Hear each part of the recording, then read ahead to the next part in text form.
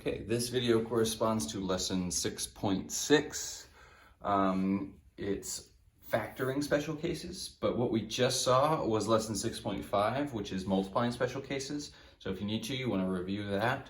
Factoring is literally the reverse of multiplication. So if multiplying is where you take two numbers and you find the product, factoring is where you take a product and you find what two factors would have given you that problem. So we're going to start with this one, and we're going to start by checking to see if it is in fact a perfect square trinomial. So perfect square trinomial, and those, to check them, are supposed to have perfect squares for the first term and the last term. So x squared is a perfect square and 400 is a perfect square.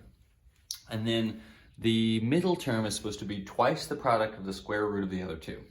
All right, I know that's a mouthful. So I'm going to actually do this one kind of the long way, show you what factoring looks like. And this is something we'll go into much more detail on a future lesson. So I may leave some stuff out, but if you look at it the long way, this may help you understand. So let's start by thinking about how could I get x squared? And that's kind of obvious because the only way to get x squared, you have to have an x times itself. So I'm going to put my two x's here. And then how could I get 400?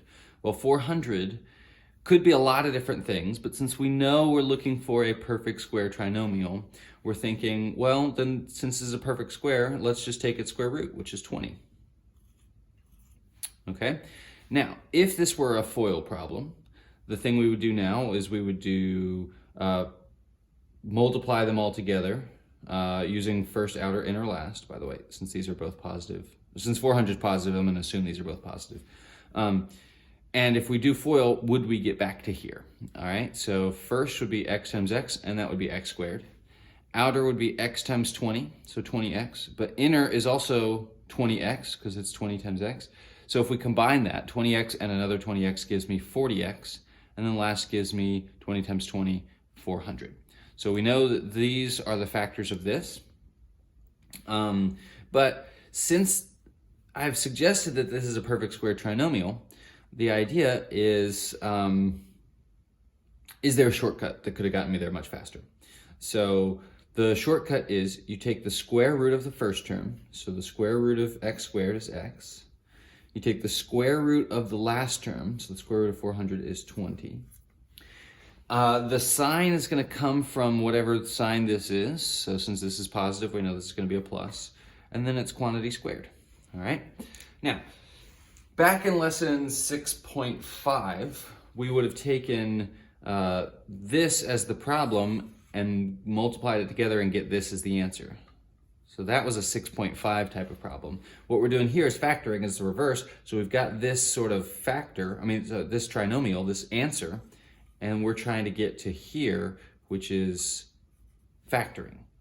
Okay, now, one more thing, just so you get that pattern down, is the idea is that this comes from the square root of the first term, so square root of that is x. The square root of the last term, square root of that is 20. And then the middle term is always going to be twice the product of these two terms. So if I take x and 20, that gives me 20x. But I want to do twice that, so double it, 40x, and then yes, that's what I got in the middle there, okay? So now that you've seen how this pattern works, let's see if we can do one very quickly. So first we need to set up parentheses, and we know that this is a special case, so it's going to be a squared. So 4x squared, that is a perfect square. The square root of it is 2x. All right, 36 is also a perfect square. The square root of 36 is 6. Now, this is where you're going to see where this minus tells me that this is has to be negative, because what we would do next is you multiply these two things together. So the 2x times the 6, and that 2x times 6 would be 12x, but then we have to double it, right? And then that would give me 24x, except in order for it to be negative like this says, then either this 2x or this 6 needs to be negative. So we're just going to put a minus there. So that would kind of actually make it negative 12x, and then you'd get your negative 24x, all right? Here's an even easier one. So x squared plus 18x plus 81. I think it's a perfect square trinomial. X squared, that's certainly a perfect square. 81, that's certainly a perfect square. So let's just kind of start out by putting our factors down, so x and 9. Since we see that this is plus, we're going to put a plus sign. And then kind of all we have to do to make sure that we're correct is we're going to take these two terms, so this is the square root of the first, square root of the last, multiply them together, so x times 9 would be 9x, and then double that, twice the product of the two terms, and that should give me my middle term, which it does, 18x, okay? Now, there was another example that we saw in lesson 6.5 where you had something called a product of a sum and difference, and when you multiplied it together, you got this thing called a difference of perfect squares, DPS for short, difference of perfect squares. So is that what we have here? Well, it's certainly a difference because I'm subtracting, and both of these things are perfect squares, so yes, it's a difference of perfect squares. Now, for this to work, what we had to have is a product, so we're multiplying, where one thing is a sum and one thing is a difference, all right? Now, in order to get 16x squared, it's gotta be 4x times 4x. Okay, that's the square root of the first thing. And in order to get 144, we need a 12 and a 12. Because 12 is the square root of 144. Now notice one is positive and one is negative. If we multiply those together, that gives me negative for my answer.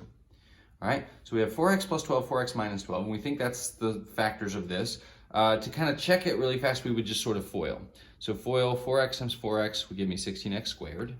So this times this gives me that, all right? We could use our outer and inner to get the middle term, but since there is no middle term, let's check, would they cancel out? So 4x times negative 12 would be negative 48x, but 4x times positive 12 would be positive 48x, and since they're opposites, yes, they do cancel out.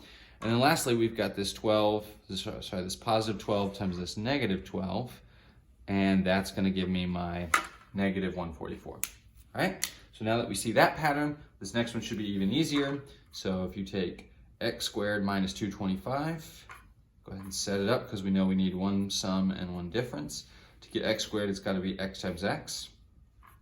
And to get 225, it's 15 times 15, where one is positive and one is negative.